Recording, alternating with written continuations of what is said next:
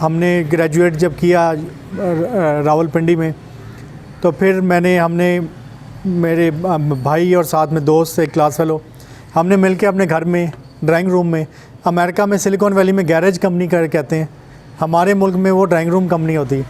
तो drawing room में हमने वो 8-10 हज़ार रुपया लेके तो वो शुरू कर दिया। फिर हमने कोई लोगों को इंटर्नशिप पे रखने के लिए, इंटरव्यू के लिए बुलाते थे, इंटरव्यू के लिए नहीं आते थे लोग कि शायद ये एक पता नहीं ये कैसी जगह पे कंपनी है। तो हमें लगा कि यहाँ पे लोगों की सोच ऐसी है कि यहाँ पे आपको एड्रेस मैटर करता है। मेरे भाई ने कहा कि यार चलो ये टेक्नोलॉजी सबसे जो बेस्ट एड्रेस है ना इस्लामाबाद का, वहाँ ऑफिस लेते हैं। उसका पता चला 16,000 रुपये किराया था, सब्सिडाइज था, फिर भी महंगा 16,000 रुपये उस वक्त हमारे लिए ज़्यादा था। तो हम बैठ के आपस में हमने सोचा यार 16,000 रुपये हर महीने कमाने पड़ेंगे तो कर लेंगे ये। तो देन वी डिसाइडेड कि यार ये इनफ प्रेशर होना चाहिए कि आप आज अगर हमने नहीं कमाए पैसे तो सड़क पे होंगे। तो कर्ज़े लिए किसी से 50,000 रुपये, अपने कज़न से, वो अंकल से कर्ज़े लेके हमने फिर वो किराया दिया पहला अपना, और वो 16,000 रुपये मीट करना हमारा टारगेट होता था। अभी लास्ट एड्रेस जो हमने ऑफिस लिया हुआ था वो 16 लाख रुपया किराया था, किराए पे अब हम बैठे हैं, मगर दैट टाइम 16,000 भी हमें बहुत ज़्यादा लगता था। Apart from that I have been chairman of PASHA, जो कि पूरे पाकिस्तान में आईटी इंडस्ट्री की एसोसिएशन है। 2 times I have been the chairman of that. और पाकिस्तान में जो आईटी बोर्ड्स हैं, KPIT बोर्ड और एक FBR का इदारा है प्राल, उसका मैं बोर्ड ऑफ डायरेक्टर्स पे हूँ। एंड PTI की जो डिजिटल पॉलिसी थी, I was the author of that.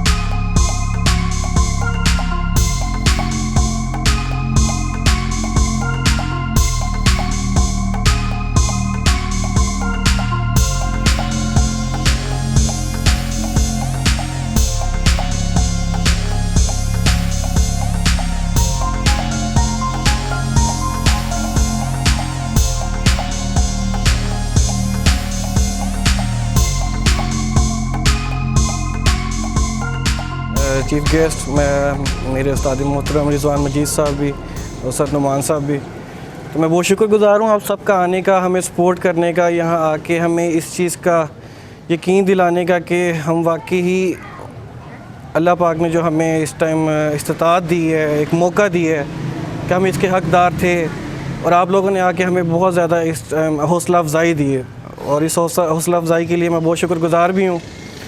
तो बेसिकली जूमर्स का मकसद ही बेसिकली ये है कि हम लोग सब अपने एक टारगेट पे, एक गोल पे जूम करें, देखें हम करना क्या चाहते हैं। हम सबसे पहले फोकस करें अपने हुनर पे, स्किल पे, ठीक है। हम लोग, हमारा एक कॉन्सेप्ट बना हुआ है कि पढ़ना है तो नौकरी के लिए नौकरी करनी है।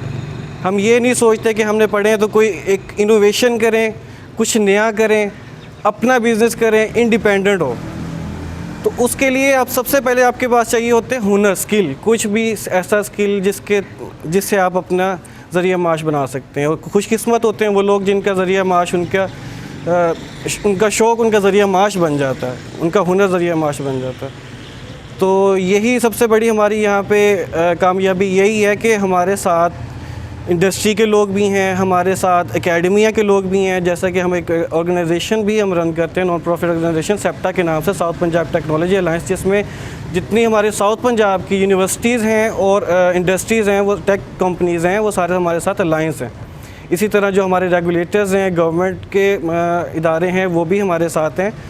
तो इसी हवाले से हम ये एक यहाँ पे आईटी इकोसिस्टम बनाना चाहते हैं, जिस तरह हमारे इस रीजन साउथ पंजाब में 4 यूनिवर्सिटीज़ हैं, ख्वाजा फरीद यूनिवर्सिटी, रहीबिया खान इस्लामी university Bahawalpur, DG Khan university और BZU यूनिवर्सिटी मुल्तान।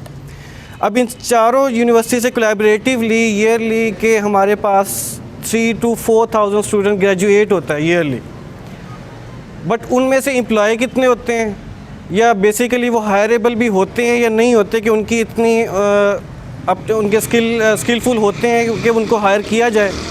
तो ये बेसिकली एक हमारे पास ये एक गैप आ जाता है, क्योंकि मैं बेसिकली ख़ुद भी यहीं से ग्रेजुएटेड हूँ। ओबियसली हमने खुद एक सेल्फ ड्रिवन एक जर्नी है हमारा कि हमने खुद एक मेहनत की इस मकाम तक आने के लिए। लेकिन हम चाहते हैं कि हम जो आने वाली नस्ल है उनको उन्हीं की जगह पे, जैसा कि एकेडमिया में जब वो पढ़ रहे हों तो उनको उसी जगह पे वो सारी एजुकेशन मिले, वो एक स्टैंडर्ड एजुकेशन मिले जिसमें उनके पास प्रैक्टिकल नॉलेज भी हो, जिसमें उनके पास इस चीज़ का आइडिया हो कि उन्होंने आगे जाके करना क्या है। बेसिकली वो जो भी डिग्री कर रहे हैं उसमें उसका मकसद क्या है, उसमें उसके आगे उसके फ्यूचर क्या है। तो फ्यूचरिस्टिक अप्रोच के लिए हमारे इंडस्ट्री को पेनिट्रेट करना है एकेडमिया के अंदर, यूनिवर्सिटी के अंदर।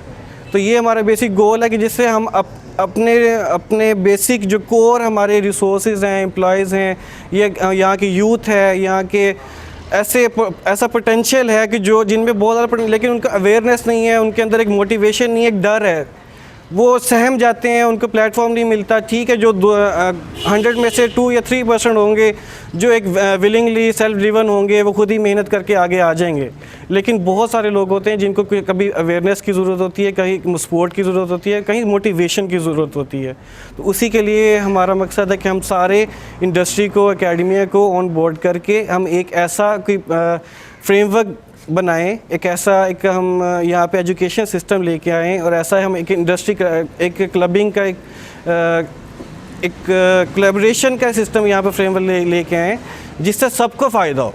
लोग कि इंडिविजुअली टेक कंपनीज़ अपना बिजनेस करें और एजुकेशन सिस्टम सिर्फ एक ईयरली बच्चों को पास आउट करते रहें, ना कि सबके लिए कोलैबोरेटिव एक फ़ायदा हो। सबसे ज़्यादा जो हमें फ़ायदा देना है वो इस यूथ को देना है, क्योंकि आने वाली हमारे जो कह लें कि मोर देन 64% तकरीबन हमारी यहाँ पे पाकिस्तान की यूथ है, जो कि तकरीबन बनती है 15 से 16 करोड़।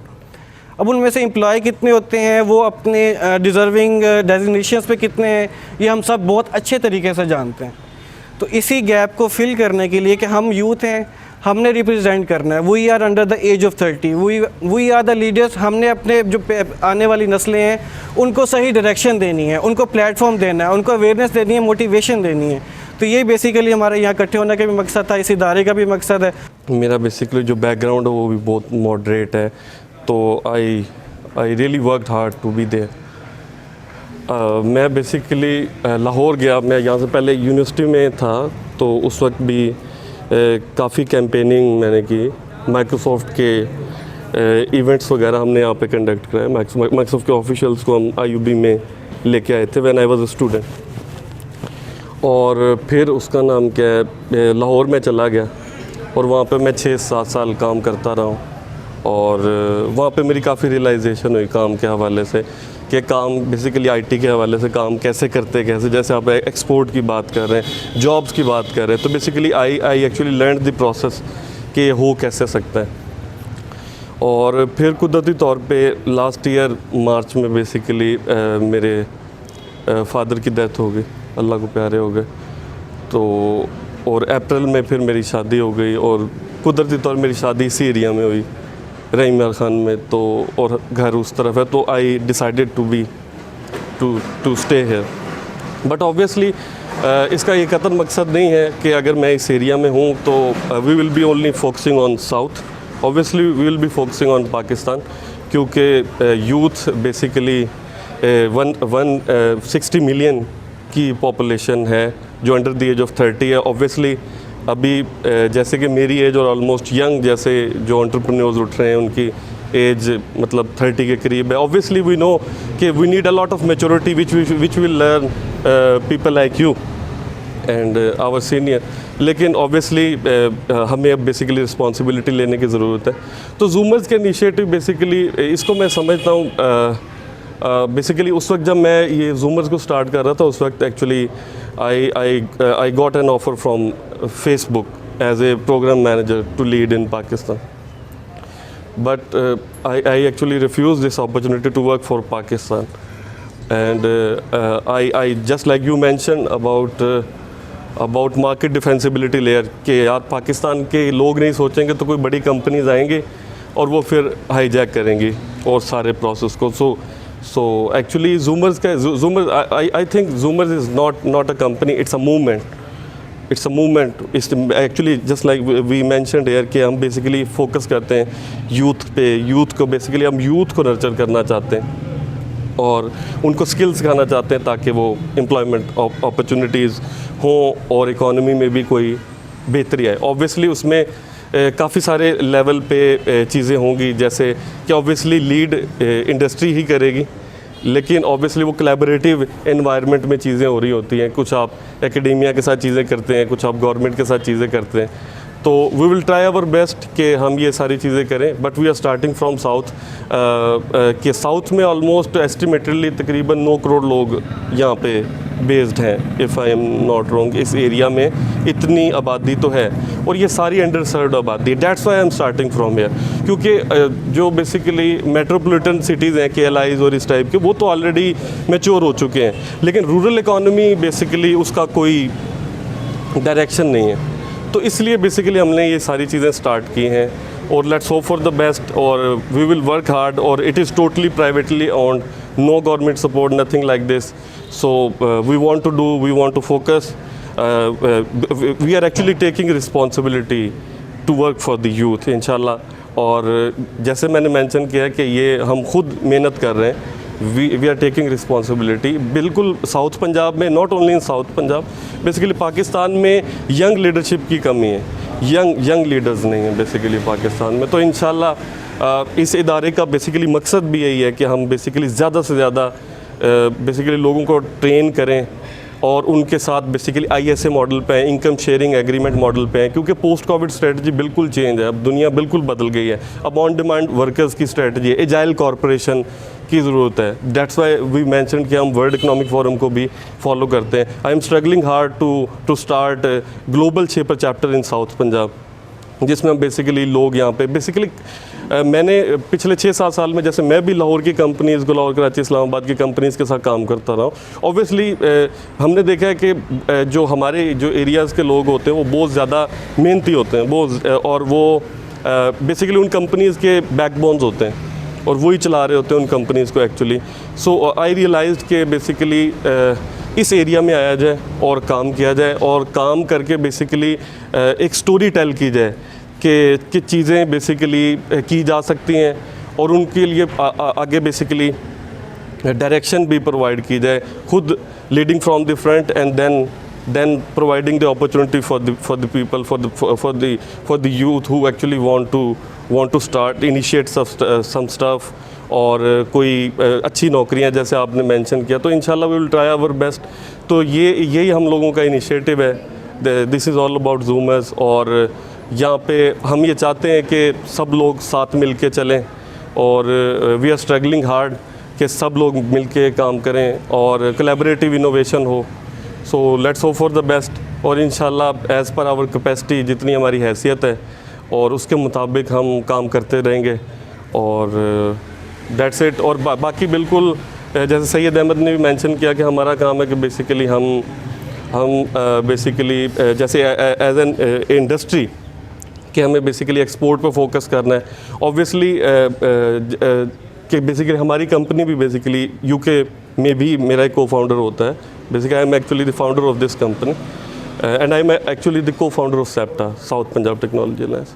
तो इसमें हम बेसिकली हमारा मकसद यही है कि जैसे आपने मेंशन किया कि आप अमेरिकन या बेसिकली बाहर की कंपनीज़ के साथ या बाहर के क्लाइंट्स के साथ काम करें and kill the freelancing stuff के वो उस पर ना ज़्यादा फोकस करें, प्रोफेशनलिज्म सीखें, प्रोफेशनल एक्सीलेंस सीखें, रिक्वायरमेंट गैदरिंग सीखें, इस सारी चीज़ों में. So we are trying our best. इंशाल्लाह इस इदारे का यही मकसद है कि हम खुद भी प्रोफेशनल एक्सीलेंस सीखें और हमारे साथ आने वाले लोगों को हम अपॉर्चुनिटीज़ भी प्रोवाइड करें ताकि और फिर उनकी वॉइस भी बने नेशनल लेवल पे, इंटरनेशनल लेवल पे, जो हम वॉइस कर सकते हैं.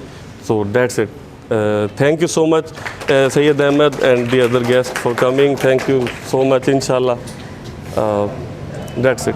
हैं अल्हम्दुलिल्लाह ये मेरे शागिर्द हैं, सारे स्टूडेंट्स हैं और स्टूडेंट्स की कामयाबी के लिए पे सबसे ज़्यादा टीचर को और उसके, क्योंकि वो एक किस्म का बाप ही होता है, उसे बहुत खुशी होती है। तो मुझे बहुत खुशी है कि मेरे ये स्टूडेंट्स जो हैं उन्होंने ये अचीवमेंट की हैं और ये अचीवमेंट जो है भावलपुर के इस जिसको हम भावलपुर को हम कॉमन वर्ड्स में रोही कहते हैं, रोही के अंदर इसको डिजिटलाइज़ कराने के लिए ये एफ़र्ट कर रहे हैं। जितनी हमारे यहाँ मतलब लोग हैं, जो आबादी है, उसके हिसाब से जो यहाँ हमें टेक्नोलॉजी के पॉइंट ऑफ व्यू से जो एजुकेशन, जो गाइडलाइन, जो प्लेटफॉर्म और वो चीज़ें चाहिए, उसकी बहुत ज़्यादा कमी थी। तो इस तरह के स्टार्टअप्स जो हैं वो इंशाल्लाह हमें इनेबल करेंगे, हमारे फ्यूचर को बहुत आगे की तरफ लेके जाएंगे। जैसे मतलब नासा के चीफ साइंटिस्ट रह चुके हैं मिचियो काको, उन्होंने कहा है कि 2025 तक तकरीबन 60% ह्यूमन जॉब्स जो हैं वो टेक और एआई और रोबोटिक्स रिप्लेस कर लेगी। तो इसका मतलब है आने वाले जो कुछ साल हैं वो हम लोगों के लिए बहुत ज़्यादा इम्पॉर्टेंट है in the field of digitalisation. अभी आप देखेंगे फ्यूचर के अंदर सेल्फ ड्राइविंग कार्स आ रही हैं, ह्यूमनॉइड रोबोट्स आ रहे हैं, सेल्फ कुकिंग रोबोट्स आ रहे हैं। तो बहुत सी चीज़ों के ऊपर काम हो रहा है जो कि ह्यूमंस, जो कि नॉर्मल अनएजुकेटेड ह्यूमंस जो थे, जिन जॉब्स को परफॉर्म किया करते थे, आज वो जॉब्स रिप्लेस हो जाएंगी फ्यूचर के अंदर। यानी आपको ड्राइवर्स नहीं मिलेंगे जब सेल्फ ड्राइविंग कार्स काम कर रही होंगी।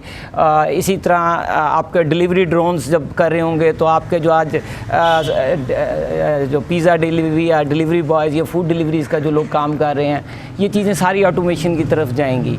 तो बेसिकली जॉब्स ख़त्म नहीं होंगी, जॉब्स का स्विच हो जाएंगी कि यानी अब फ्यूचर में हमें डिलीवरी बॉय नहीं चाहिए होंगे, हमें इस तरह के इंजीनियर्स चाहिए होंगे जो उनके रोबोट्स को या उनकी टेक्नोलॉजी को डेवलप कर रहे होंगे, उसे सपोर्ट कर रहे होंगे या उसको आगे की तरफ लेके जा रहे होंगे। तो मेरे ख्याल में ये बहुत इंपॉर्टेंट स्टेप है और इस तरह के स्टेप्स ओवरऑल हमें पाकिस्तान में लेने चाहिए, क्योंकि पाकिस्तान को अगर हम दुनिया के बराबर एक डिजिटल इकोनॉमी में मूव करना चाहते हैं। खैर इनका एक बहुत अच्छा स्टेप है, इनका विजन, इन्होंने मेरे सब चीज़ें शेयर की हैं। तो मुझे बहुत खुशी है कि इस तरह के स्टेप्स ले रहे हैं और हमारे जो ऑलरेडी स्टूडेंट्स हैं वो ग्रो करके दूसरे लोगों के लिए आसानियाँ पैदा करने के लिए एक सिस्टम डेवलप कर रहे हैं। तो थैंक यू वेरी मच, बहुत शुक्रिया, ज़बरदस्त। मेरी तरफ से सबको अस्सलाम वालेकुम, चीफ ऑनरेबल गेस्ट को। हसीब ने बड़ी एक अच्छी बात की कि एकेडेमिया और जो इंडस्ट्री, जो टेक कंपनीज़ हैं, उनके दरमियान में एक ऐसा फ्रेमवर्क बिल्ड करना जिसकी मैं समझता हूँ कि वाकई बहुत ज़्यादा ज़रूरत है। मैं पिछले कुछ 4 साल से एकेडेमिया से वाबस्ता हूँ, उससे पहले मेरा जो लास्ट एक्सपीरियंस है वो 8 से 9 साल वो इंडस्ट्री से है। तो ये जो कमी है, जो स्टूडेंट ग्रेजुएट होता है उसके बाद वो इंडस्ट्री में जाता है, तो उसमें बहुत सारी कमियां होती हैं।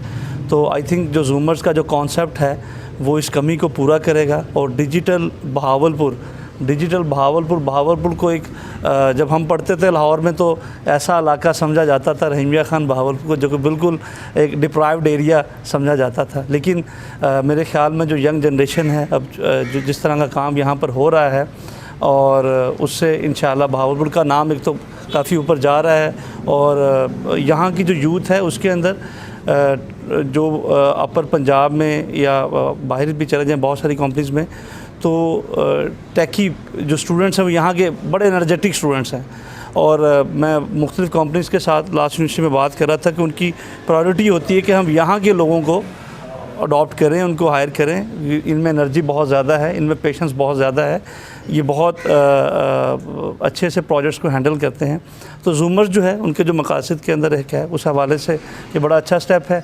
दूसरे नंबर पे हमारी मीटिंग इसके ऊपर चलेंगे एकेडेमिया पे इंशाल्लाह। यूनिवर्सिटी इस्लामिक यूनिवर्सिटी भावलपुर आपको हर लिहाज से सपोर्ट करेगी on the behalf of Islamic university Bahawalpur, being a director IT।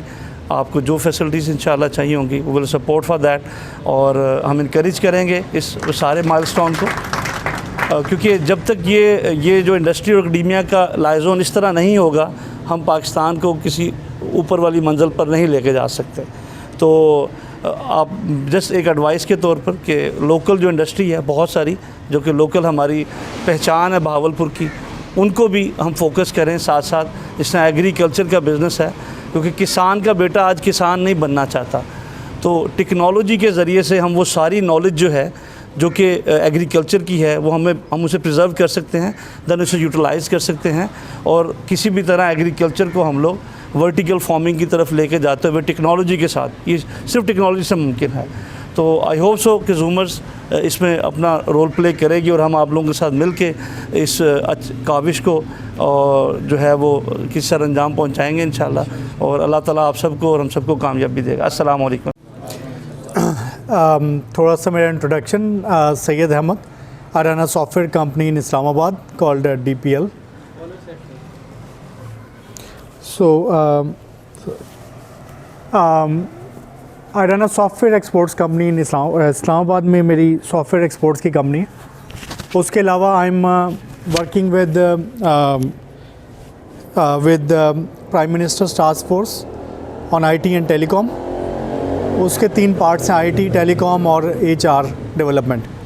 IT के जो IT की सब टास्क फोर्स है उसको मैं चेयर कर रहा हूँ। And through that task force we advise ministry of IT कि मुल्क में क्या पॉलिसीज़ होनी चाहिए, क्या प्रोजेक्ट्स होने चाहिए कि पाकिस्तान भी इंडिया की तरह और दूसरी जो लोग IT में जिन मुल्कों ने तरक्की की, पाकिस्तान भी उसी तरह आगे जा सके। Apart from that I have been chairman of PASHA, जो कि पूरे पाकिस्तान में IT इंडस्ट्री की एसोसिएशन है। 2 times I have been the chairman of that. और पाकिस्तान में जो IT बोर्ड्स हैं, KPIT बोर्ड और एक FBR का इदारा है प्राल, उसका मैं बोर्ड ऑफ डायरेक्टर्स पे हूँ। एंड PTI की जो डिजिटल पॉलिसी थी, I was the author of that. So थोड़ा सा जस्ट टू रिलेट विद आप लोगों के साथ कि मेरा भी वही स्टार्ट था जैसे काफ़ी सारे यहाँ पे लोग हैं। हमने ग्रेजुएट जब किया रावलपिंडी में, तो फिर हमने मेरे भाई और साथ में दोस्त, एक क्लास फेलो, हमने मिलके अपने घर में ड्राइंग रूम में, अमेरिका में सिलिकॉन वैली में गैरेज कंपनी कहते हैं, हमारे मुल्क में वो ड्राइंग रूम कंपनी होती है। तो ड्राइंग रूम में हमने वो 8-10 हज़ार रुपया लेके तो वो शुरू कर दिया, और घर से वो सपोर्ट बाकी थी, पैसे की ज़्यादा ज़रूरत नहीं, अपने कंप्यूटर रख लिए। मुझे याद है उससे पहले मेरे एक टीचर थे, उन्होंने, क्योंकि मैं ब्राइट प्रोग्रामर होता था, तो उन्होंने मुझे कनेक्ट किया कि यार ये एक अवामी मरकज़ है और इधर एक कंपनी उनसे चल नहीं रही, उन्होंने लेके रखी हुई है, तो तुम अपनी टीम लेके जाओ और इसको चलाओ, तो 50-50 तुम लोग आपस में शेयर कर लेना। मैं अपनी टीम ले गया और वहाँ पे आई वाज वेरी सरप्राइज़ कि 2-3 महीने हमने काम किया, मेहनत की, और वो प्रॉफिटेबल होगी कंपनी। उसमें जर्मनी से कुछ क्लाइंट आए, कुछ आगे पीछे, वो बड़ी एक टॉप किस्म की बिल्डिंग थी इस्लामाबाद में। फिर वो जो मालिक थे उनका हमारा कोई आपस में बात नहीं चली, हमने कॉन्ट्रैक्ट ख़त्म हो गया, हमने अपनी वो कंपनी उठाई, हमने वो अपने ड्राइंग रूम में जाके बैठ के काम शुरू कर दिया। वो जो जर्मनी से क्लाइंट हमारी बात होती थी, उसको एक दफ़ा तो वो अवामी मार्केट टेक्नोलॉजी पार्क में आ चुका था। नेक्स्ट टाइम हमने उसको एक एड्रेस दिया मोहल्ले, आर्य मोहल्ले का, तो अब वो उसने जिस टाइम पहुंचना था हम इंतज़ार करते रहे, वो बंदा पहुंचा नहीं। की फिर कॉलें की, वो बंदे ने फ़ोन भी बंद किया हो। तो इट टर्न्ड आउट कि यार वो क्लाइंट ने कहा ये पता नहीं अजीब सी जगह पे बैठे हुए हैं, घर में कहाँ से बैठ के काम कर रहे हैं, तो ये कोई प्रोफेशनल नहीं लगते हमें। फिर हमने कोई लोगों को इंटर्नशिप पे रखने के लिए, इंटरव्यू के लिए बुलाते थे, इंटरव्यू के लिए नहीं आते थे लोग, कि शायद ये कोई पता नहीं ये कैसी जगह पे कंपनी है। तो हमें लगा कि यहाँ पे लोगों की सोच ऐसी है कि यहाँ पे आपको एड्रेस मैटर करता है। मेरे भाई ने कहा कि यार चलो ये टेक्नोलॉजी सबसे जो बेस्ट एड्रेस है ना इस्लामाबाद का, वहाँ ऑफिस लेते हैं। उसका पता चला 16,000 रुपये किराया था, सब्सिडाइज था, फिर भी महंगा 16,000 रुपये उस वक्त हमारे लिए ज़्यादा था। तो हम बैठ के आपस में हमने सोचा यार 16,000 रुपये हर महीने कमाने पड़ेंगे, तो कर लेंगे ये। तो देन वी डिसाइडेड कि यार ये इनफ प्रेशर होना चाहिए कि आप आज अगर हमने नहीं कमाए पैसे तो सड़क पे होंगे, तो वो यहाँ तो घर में बैठे हैं, खाना पीना घर से आ रहा है, कोई प्रेशर नहीं है, तो ऐसे ही हम अपना टाइम ज़ाया करेंगे। तो कर्ज़े लिए किसी से 50,000 रुपये, अपने कज़न से, वो अंकल से कर्ज़े लेके हमने फिर वो किराया दिया पहला अपना, और वो 16,000 रुपये मीट करना हमारा टारगेट होता था।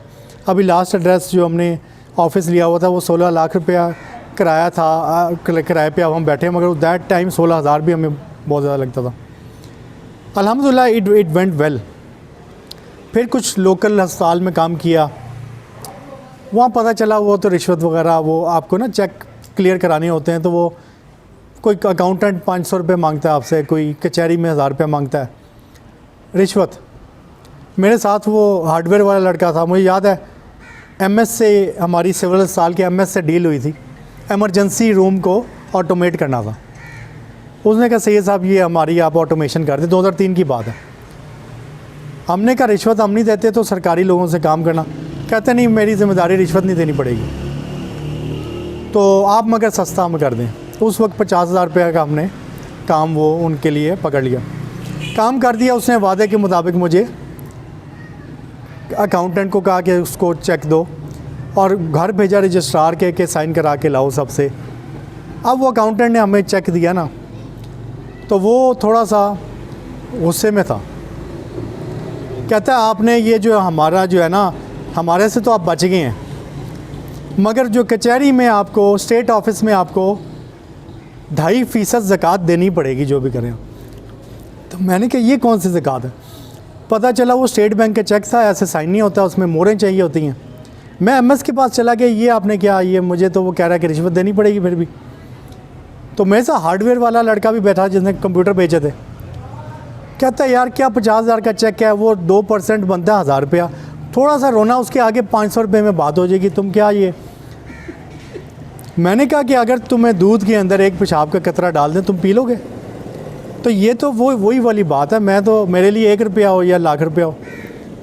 तो मुझे याद है उसके लिए हमें 2 महीने पता नहीं कितने चक्कर और फुटबॉल बन गई हमारी, बड़ी मुश्किल से कैश हुआ चेक। उस दिन हमने डिसाइड किया कि हम पाकिस्तान में काम नहीं करेंगे, और बाहर अमेरिका में या और जगहों पे, वहाँ से शायद हलाल कमाना आसान है, पाकिस्तान में मुश्किल है। और वो अल्लाह की तरफ से हमारे लिए बहुत बेहतरीन डिसीजन था। शुरू की मुश्किल थी, मगर उसने हमें अच्छे पाथ पे डाल दिया, और हमने हाई वैल्यू पे हमेशा फोकस किया, शॉर्ट टर्म पे नहीं, लॉन्ग टर्म पे। उसकी वजह से फ़ायदा ये हुआ कि हमें इतना उस तरह का काम, अमरीकी लोगों से काम करते हैं यूके में, तो वहाँ पे आपको वो सीखने को मिलता है कि you become the best of the best in the world. और फिर पाकिस्तान में भी जब आप काम करने जाते हैं तो वो लोग आपको इज़्ज़त ज़्यादा देते हैं कि यार आपसे हमने काम करना है, आप बाहर का काम करते हैं। तो बहरहाल वो फिर हमने बहुत अच्छे काम किए, बहुत बड़े बड़े प्रोजेक्ट्स डिलीवर किए। आज भी हम IoT की स्टार्टअप्स हैं, फिनटेक की स्टार्टअप्स हैं, यूके में, अमेरिका में, वो एग्ज़िट कर रही हैं, हम उनके टेक्नोलॉजी पार्टनर होते हैं। IKEA जैसी कंपनीज़ हैं। सो काफ़ी बड़े स्केल पे है। इस्लामाबाद में अल्हम्दुलिल्लाह now we are one of the well known companies in Islamabad. इसी दौरान फिर और इस जर्नी के अंदर ही आपके लिए कुछ मैसेजेस भी हैं कि जैसे मैंने यहाँ पे कुछ लोग समझते हैं कि जी लोकल हमें गवर्नमेंट से काम मिले या लोकल। आई बिलीव कि अगर ये जो है ना जहर के टिक्के हैं, ये अगर आप लोकल जो प्रोजेक्ट पकड़ लेती हैं, वो फिर जो they are not mature customers, they don't pay you well, they don't value you. तो इनके साथ काम करके बंदा अपना पोटेंशियल नीचे दबाने वाली बात होती है। हम इंटरनेशनली अगर जाएं, वहाँ से हम प्रिपेयर भी अच्छे होंगे, और वहाँ से हम लोग फिर रेवेन्यू भी अच्छा है, मार्जिन्स भी अच्छे हैं। शुरू की थोड़ी सी मुश्किल है। फिर इसी दौरान 2003 से हमने शुरू की थी ग्रेजुएशन के फ़ौरन बाद कंपनी। 4-5 साल में हमारा काम अल्लाह का शुक्र अच्छा चल गया। वो जिसको कहते हैं ना आप सो रहे हैं और आपकी कंपनी पैसे बना रही है, तो काम तो आपके शुरू में होता है कि यार मैंने ये गाड़ी लेनी है, मैंने ये चीज़ लेनी है, फ़लाने सेक्टर में घर होना चाहिए, ऐसे होना चाहिए। वो शुरू की आपकी नीड्स पूरी हो जाती हैं। एक मिड लाइफ क्राइसिस होता है लोगों की लाइफ में, आता है नॉर्मली 35 साल 40 जो बाहर जाते हैं ना, पैसे की जब ज़रूरत पूरी हो जाती है तो एक ज़िंदगी में मीनिंग चाहिए होता है उन्हें, मैं कुछ करूं, पैसे से ज़्यादा कुछ करूं। वो मेरे लिए कुछ थोड़ा सा जल्दी आ गया क्योंकि कंपनी मेरी सेटअप हो चुकी थी। तो हम फिर मीनिंग ढूंढ रहे थे। सोशल वर्क में मेरा पार्टनर चला गया। मैं समझा ये जो पाकिस्तान के अंदर जो अगर बड़ी सोशो इकोनॉमिक इम्पैक्ट चाहिए तो शायद वो पॉलिटिकल पार्टी में होगी। तो मैंने ग्रास रूट पॉलिटिक्स को ज्वाइन किया 2 साल के लिए। उस वक्त अभी ये पीटीआई इतनी पॉपुलर नहीं थी। बहरहाल मैंने उनको कहा मैं वॉलंटियर करना चाहता हूँ। मेरा ख्याल था कि ये अगर कोई ऐसे लोग पावर में आ जाएं तो वो ज़्यादा पाकिस्तान के लिए इम्पैक्ट डाल सकते हैं, बजाय कि एक एनजीओ कितना इम्पैक्ट डालेगी। वो 2 साल काम किया। इवेंचुअली मुझे ये समझ आया कि यहाँ पे मैं अपना पोटेंशियल ज़ाया कर रहा हूँ। अपनी इंडस्ट्री में इम्पैक्ट डालूँगा तो वो ज़्यादा पाकिस्तान के लिए अच्छा है।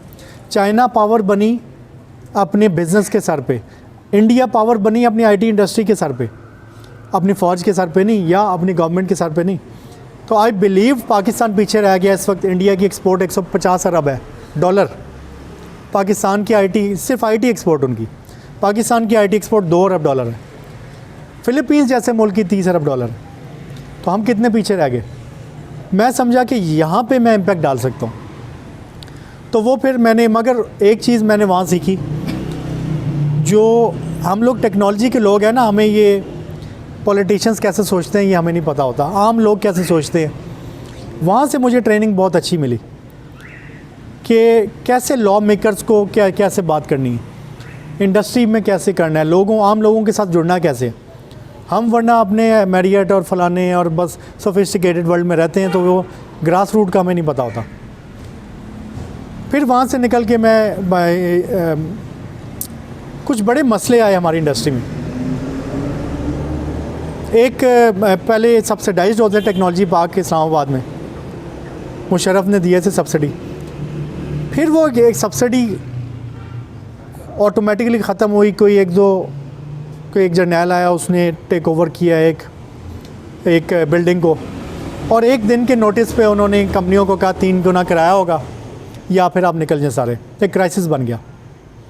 उधर से एक और FIA ने एक कंपनी पे छापा मारा और उसके CEO को उठा के ले गए, सारे सर्वर सील कर दिए। और वो बेचारा, और वो गलत IP एड्रेस को ट्रैक किया उन्होंने। वो कोई और IP एड्रेस था, गलत जगह पहुंच गए।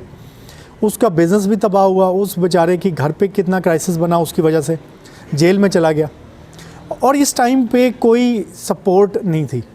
हम देखते थे कोई होना चाहिए गवर्नमेंट में, जो हमारे IT में ये इश्यूज़ आ रहे हैं। हमने उस वक्त फिर पाशा को बहुत ज़्यादा देखा, उन्हें कहा कि ये हेल्प करें। कुछ लोग थे जिन्होंने उस वक्त किया, मगर इतनी ज़्यादा हेल्प नहीं थी। फिर एक टाइम आया 2014 में, एक टैक्स लगा, मिनिमम 8% टैक्स। अब ये पहली दफ़ा हुआ था, दुनिया में आज तक नहीं हुआ।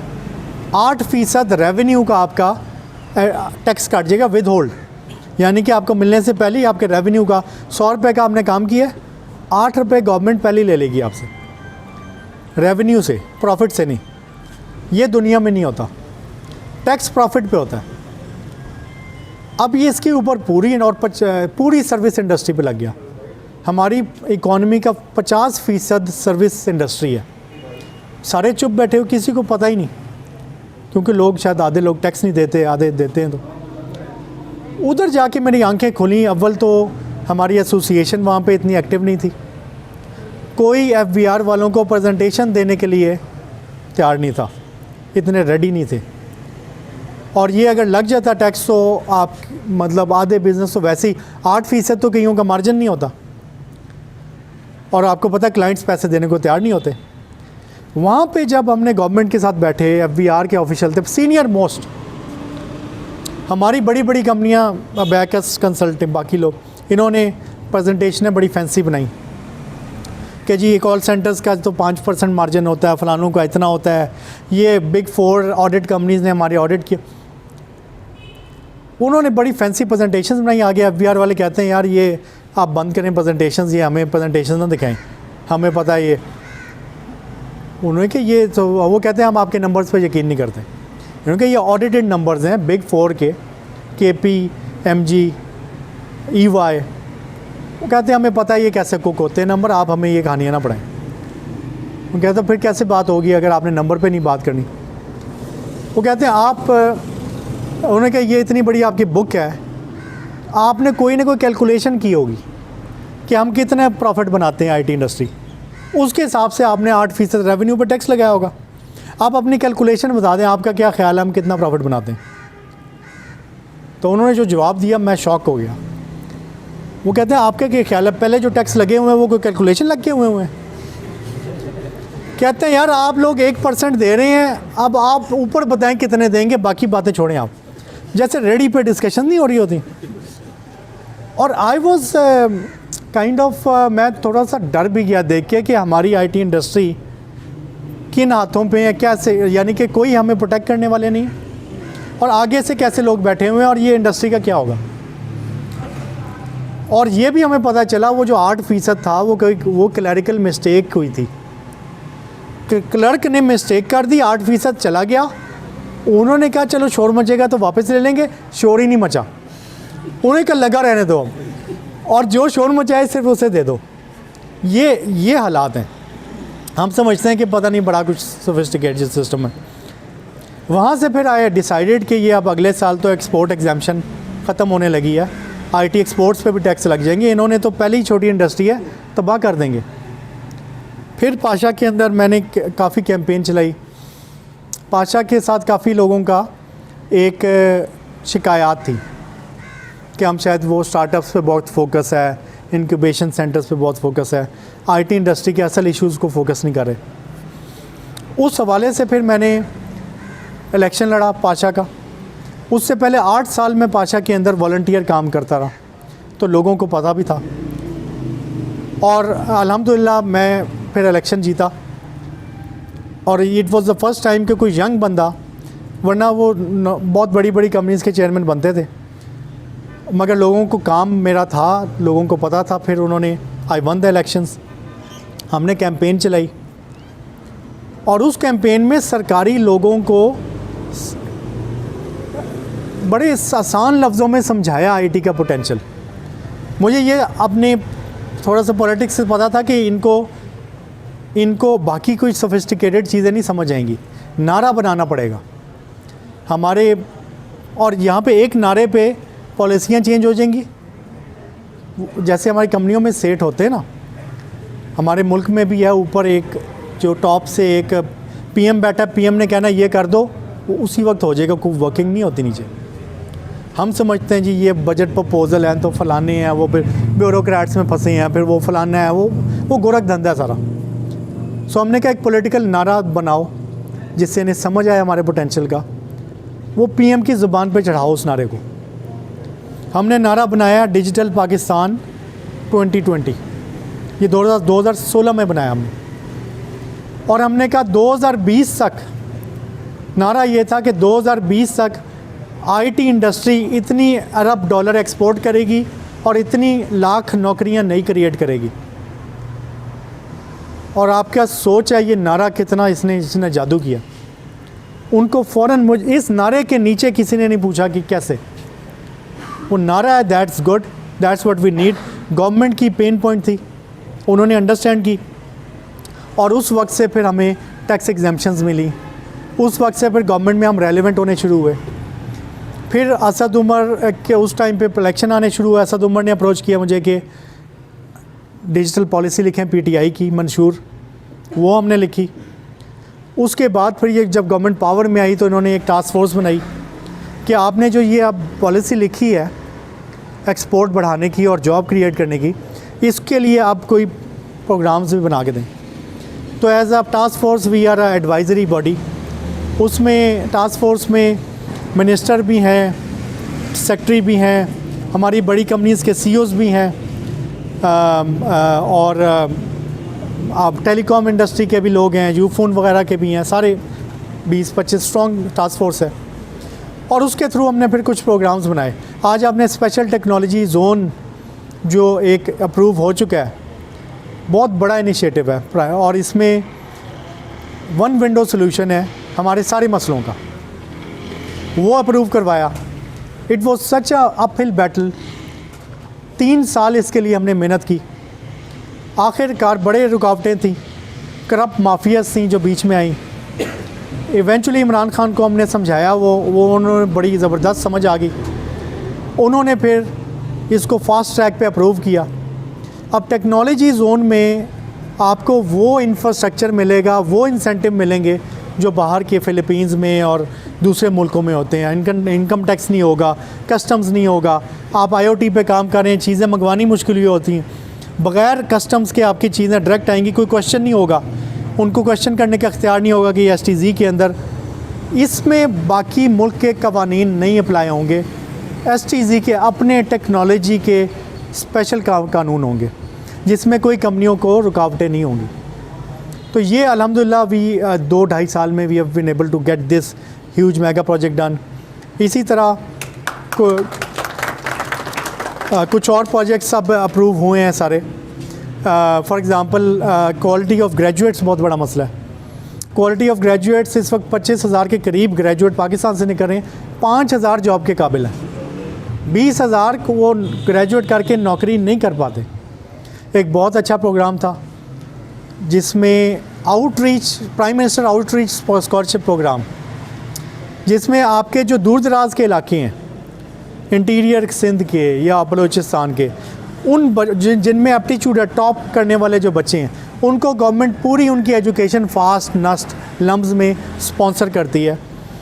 उसको हमने कहा, वो 2,000 के करीब वो होते थे, हमने कहा 10,000 स्कॉलरशिप्स दें इन बच्चों को जो यंग है, जो ब्राइट हैं, ताकि IT में वो बच्चे ना आएँ जिनके अब्बा जी अफोर्ड करते हैं IT की एजुकेशन मगर उनके पास वो एप्टीट्यूड नहीं है, बल्कि ऐसे बच्चे हैं जिनके पास एप्टीट्यूड है, बाप बेशक अफोर्ड नहीं करता, गवर्नमेंट उसको पैसे दे। तो इस तरह के और भी अभी स्टेट बैंक ने कई कवानीन दिए हैं और हुए हैं। ये बहुत बड़ी हमारी बहुत बड़ी कामयाबी है। और वो कामयाबी कैसे हुई है, वो ऐसे आफ्टर वेरी स्ट्रॉन्ग एक्टिविज़म कि हमने नैरेटिव को लेके आए हैं कि IT के नैरेटिव को लाए हैं एक्सपोर्ट्स और जॉब पोटेंशियल के ऊपर। काफ़ी सारी लॉबीज़ हैं, हर लॉबी अपने लिए काम करती है। इवेंचुअली उससे नुकसान ये होता है कि वो इंडस्ट्री बीच में लेफ़्ट आउट हो जाती है। फॉर एग्ज़ाम्पल IT और इनोवेशन को ये एक नैरेटिव चलना शुरू हो गया 2013 में कि हमने तो यहाँ से यूनिकॉर्न्स बनानी, फेसबुक बनाएंगे, गूगल बनाएंगे। तो हमने ये सर्विस, ये सॉफ्टवेयर कंपनियाँ क्या सर्विस कर रही हैं, ये छोटे काम हैं, कमी कमीनों वाले काम हैं, ये हम नहीं करते, हम तो बनाएंगे यूनिकॉर्न्स। अच्छा, वो यूनिकॉर्न तो आज तक कोई नहीं आई। सीरीज़ A मिलती है, बाहर जाकर रजिस्टर करते हैं, वो पाकिस्तान में ₹1 उसका कभी आपको देखने में नहीं मिलता। और असल बात यह है कि स्टार्टअप हो या बिज़नेस हो, अंडरलाइंग वो भी स्टार्टअप भी एक बिज़नेस है, और नीचे जो ईज़ ऑफ डूइंग बिज़नेस नहीं है, कॉस्ट ऑफ बिज़नेस इतनी हाई है, सारे मसले हैं वो स्टार्टअप्स के भी वही हैं। इसलिए इनक्यूबेटर से स्टार्टअप निकलती है और आते ही मार्केट में फ्लॉप हो जाती है। अब ना कोई पेमेंट का सिस्टम है, ना कोई डिजिटलाइजेशन है, ना APIs है, ना कुछ है। तो एक टॉक्सिक बिजनेस एनवायरनमेंट में आप इनक्यूबेट करके निकाली जाएँ, वो मरी जाएंगी।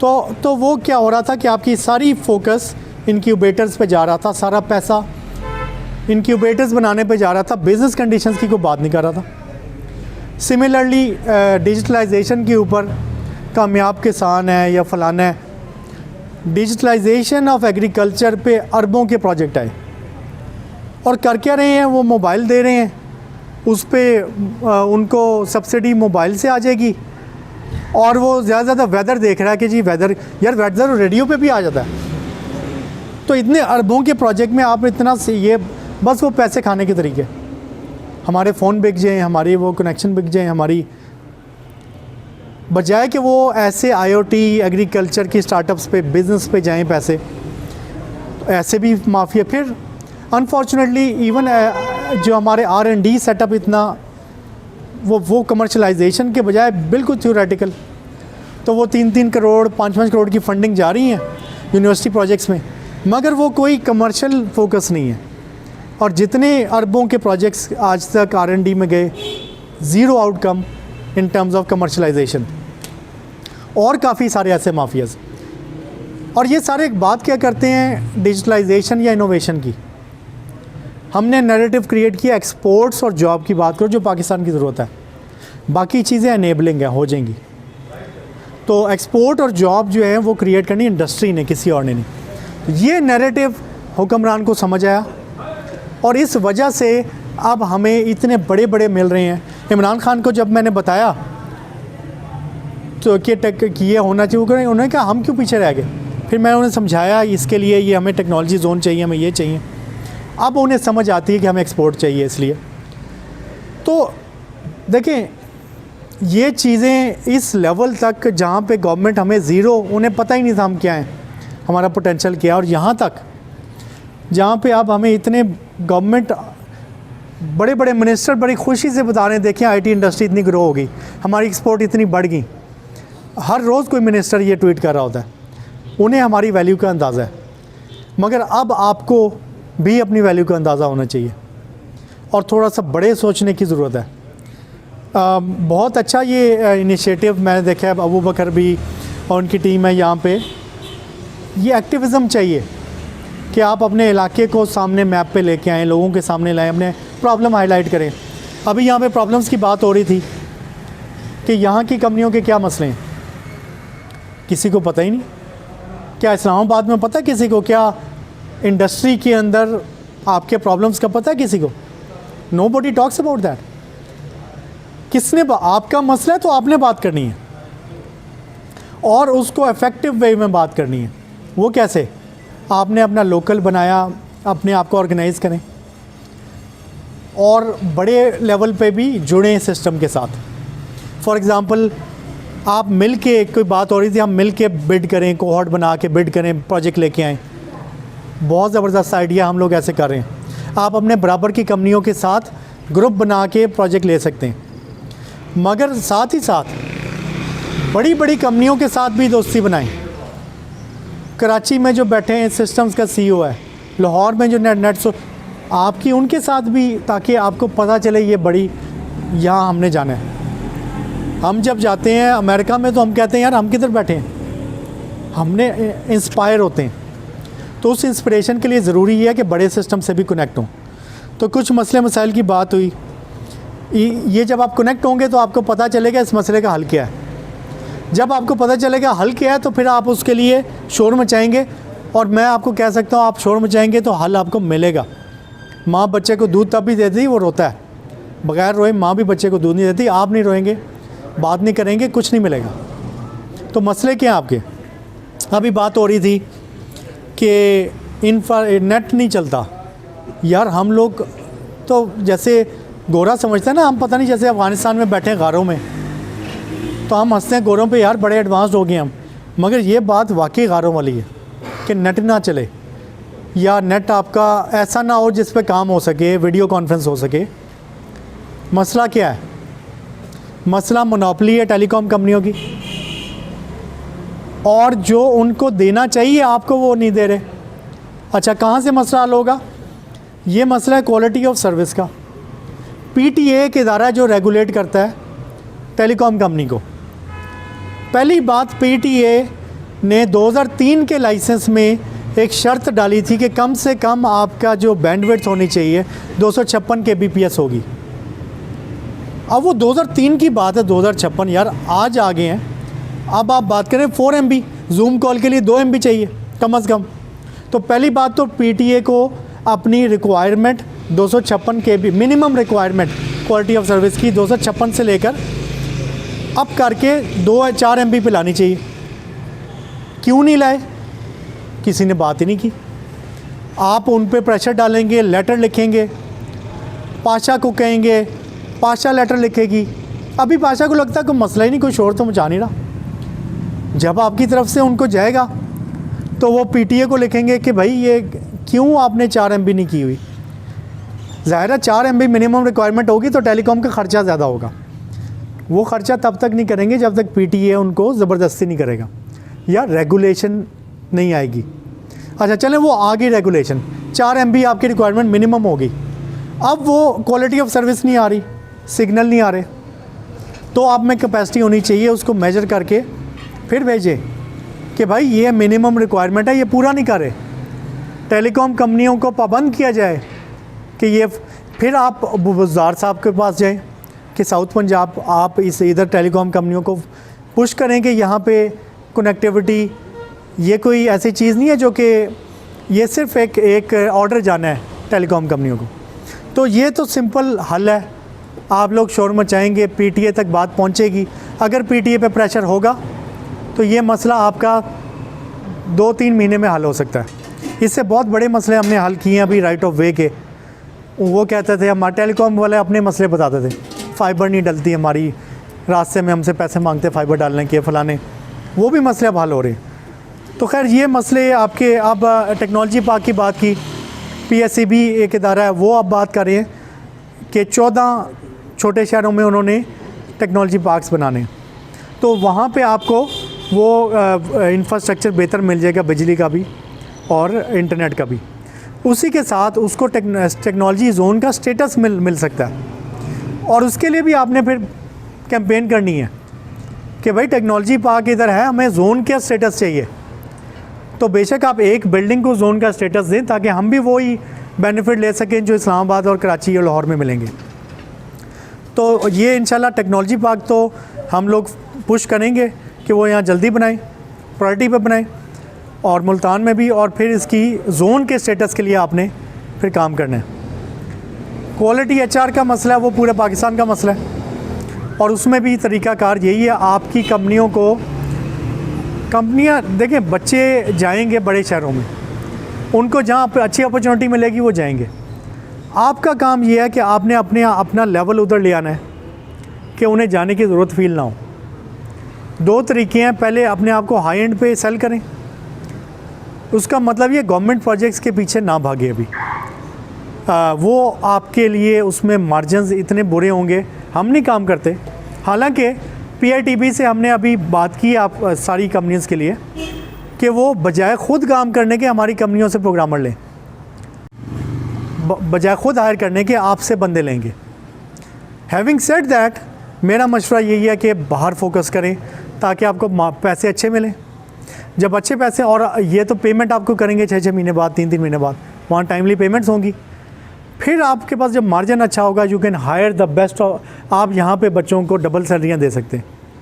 फिर शहरों वालों से आपको मसला नहीं होगा कि वो ज़्यादा पैसे दे रहे हैं। और दूसरा, आप पाशा के प्लेटफॉर्म के थ्रू इनके CEO से मिलें, उनसे जितना हर इवेंट में पहुँच जाएँ, लाहौर, कराची, इस्लामाबाद, आप उनको देखेंगे, उनकी कंपनियों में जाएँ, आपको खुशी से आपके CEOs आपको विज़िट कराएंगे, काम कैसे करते हैं उससे सीखें।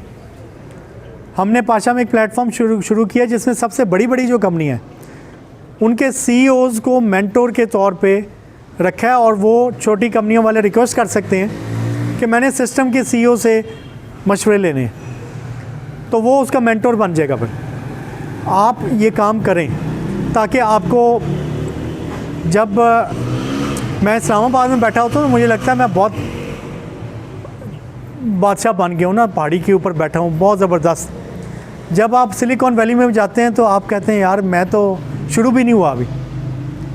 ये इंस्पिरेशन ज़रूरी है, तो आप वहाँ पे कनेक्ट हों ताकि आपको इंस्पिरेशन मिले। और इसी से फिर आपकी क्वालिटी ऑफ एचआर का मसला भी, एचआर को रोक नहीं सकते, अपना स्टैंडर्ड ऊपर कर सकते हैं, वो ज़रूर करें, उसमें हम पूरी आपकी हेल्प करेंगे। और एक जो लास्ट चीज़ थी जो ज़िक्र हुआ कि जी लेट से लैपटॉप महंगे हो गए हैं, या हमें चीज़ें मंगवाने में मुश्किल है, या फलाना, ये सारी चीज़ें इसकी एक ओवरलाइंग टर्मिनोलॉजी है, कॉस्ट ऑफ डूइंग बिज़नेस, और दूसरी चीज़ होती है ease of doing business. Ease of doing business क्या है कि आप पे छापे ना पड़े, FBR वाले आपके सर पे ना खड़े हों, नॉनसेंस किस्म की कंप्लायंस, हज़ार मसले हैं शहरों में, ये ज़्यादा बड़े मसले हैं बड़े शहरों में कि वो आपको, अब एक कंपनी है उसको $5 मिलियन का नोटिस आया हुआ है एक्सपोर्ट्स पे, हालांकि वो एग्जेम्प्ट हैं, फिर भी किसी ने ऐसे नोटिस भेज दिया। अब वो $5 मिलियन बचाते फिर FBR से कि वो बैंक से निकाल ना लें। ये बड़े मसले हैं। फिर आपने लैपटॉप महंगे क्यों, वो कोई ना कोई ड्यूटी स्ट्रक्चर्स ऐसी चीज़ें होती हैं। तो अब जैसे टेक्नोलॉजी जोन में तो हमने इसका मसला हल कर लिया, उसके अंदर जो चीज़ आएगी टैक्स फ्री होगी, ड्यूटी फ्री होगी, मगर ये ओवरऑल ये हमें साथ साथ कैंपेन करनी पड़ेगी। तो ये काफ़ी सारी चीज़ें हो रही हैं। मैं सिर्फ आपको ये कहूँगा कि गवर्नमेंट को नहीं पता उन्होंने क्या करना है। उन्हें ये पता है इंडिया वहाँ पहुँच गया, हमने भी पहुँचना है। 10 लोग जाते हैं, कोई जाके ये पट्टी पढ़ाता है, कोई जाके वो पट्टी पढ़ाता है, लॉबीज़ हैं। आप इंडस्ट्री के लोग हैं, असल जॉब क्रिएट आपने करनी है, ये बात याद रखें। जॉब क्रिएशन और एक्सपोर्ट्स, ये दोनों काम यूनिवर्सिटियां नहीं करेंगी, ये दोनों काम इनक्यूबेटर नहीं करेंगे, ये दोनों काम आपकी गवर्नमेंट के आईटी के सेटअप नहीं करेंगे। पीआईटीबी एक्सपोर्ट नहीं करेगी, पराल एक्सपोर्ट नहीं करेगी, एफबीआर एक्सपोर्ट नहीं करेगी। तो हमें ये ज़रूरत है, हम अपनी इंडस्ट्री के तौर पे हम गवर्नमेंट को ये समझाएं कि ये इंडस्ट्री ने ये करना है और हमारे मसाइल ये हैं, आप हमारे मसाइल हल करेंगे तो आपकी एक्सपोर्ट भी 10 अरब डॉलर पे पहुंचेगी, आपकी जॉब्स भी बनेंगी। अगर आप नहीं बोलेंगे तो ये दूसरे आएंगे और वो कहेंगे कि जी हम बढ़ाते हैं एक्सपोर्ट, हम बताते हैं इंडिया कैसे पहुंचा। कोई इसराइल मॉडल पढ़ाएगा तो कोई सिंगापुर मॉडल पढ़ाएगा और वो अपना चूरन बेच के चले जाएंगे। तो हमें पाकिस्तान के लिए काम करना है, हमें मेक श्योर करना है कि जो बेसिक्स हैं वो पूरी हों। अगर फ़िलिपीन सिर्फ कॉल सेंटर से, जो कि हम समझते हैं सबसे लो वैल्यू है, 30 अरब डॉलर कमा सकता है, इतनी पाकिस्तान की टोटल एक्सपोर्ट नहीं है। This is what Pakistan needs. तो आपने स्टैंड लेना ही है। और उस हवाले से हमने, मेरे ख्याल में मैंने अपने हिस्से का काम कर लिया, जो मेरा जितनी होती है ना, आप कहते हैं कि अल्लाह ने आपको सलाहियत दी है, आपने कुछ अपनी फ़ायदे के लिए करना है, कुछ लोगों के फ़ायदे के लिए करना है। मेरे ख्याल में मैंने काफ़ी टाइम दिया है गवर्नमेंट को भी, इंडस्ट्री को भी। अब नए लीडर्स चाहिए, नए लोग चाहिए जो इस चीज़ को आगे लेके चलें। मैं जितना मैंने एक्यूमुलेट किया नॉलेज वो मैं देने को तैयार हूँ, मगर आगे आपके अंदर से लीडर चाहिए। और इसके लिए मैं ये चाहता हूँ कि आप इसको ना बहावलपुर सिर्फ ना रखें, साउथ पंजाब सिर्फ ना रखें, आप पाकिस्तान लेवल की बात करें। हाँ, अपनी स्ट्रेंथ लेके आएँ, अपना कल्चर लेके आएँ। आप लोग पाकिस्तान का सरमाया हैं, आप लोग पाकिस्तान का टैलेंट है, तो अपनी शनाख्त बनाएं पाकिस्तान में और पाकिस्तान लेवल पे लीड करें। So people like Abu Bakr for example, a lot of other leaders from you should be leading PASHA, should be sitting at the centre. अभी मैं एक चीज़ देखता हूँ कि मैं पेशावर जाता हूँ, वो पेशावर वाले वो अपना वो पेशावर में ही सोचते हैं, सिर्फ फैसलाबाद जाता हूँ सिर्फ फैसलाबाद सोचते हैं। आप जिधर छोटे शहरों में, हर जगह, हैदराबाद में वो सिर्फ अपना सोचते हैं। देखिए, मैं जब इस्लामाबाद में था तो उस वक्त इस्लामाबाद में कोई सीन नहीं था, कराची था सब कुछ। हमने काम किया और काम करने वाले को मौका मिलता है। आप काम करेंगे, नेक नियत से करेंगे, हार्डवर्क करेंगे, आपको मौका मिलेगा। तो that's what I would like all of you guys, कि यहाँ पे इकोसिस्टम डेवलप करें और नेशनल लेवल पे कनेक्ट हों और नेशनल लेवल पे लीड भी करें। मौका सबके लिए बराबर है। तो with that I am very thankful to the team of zoomers. उन्होंने मुझे इनवाइट किया, they reach out to us, connect to us. और आप लोग भी कनेक्ट करें लोगों से, सीईओज़ को जानते हैं, उन्हें कनेक्ट करें, जवाब देंगे आपको। और आप लोग बहुत ज़बरदस्त काम कर रहे हैं, जो आप लोगों को इंशाल्लाह सपोर्ट होगी, हेल्प होगी, I will be there to support you guys. Thank you very much.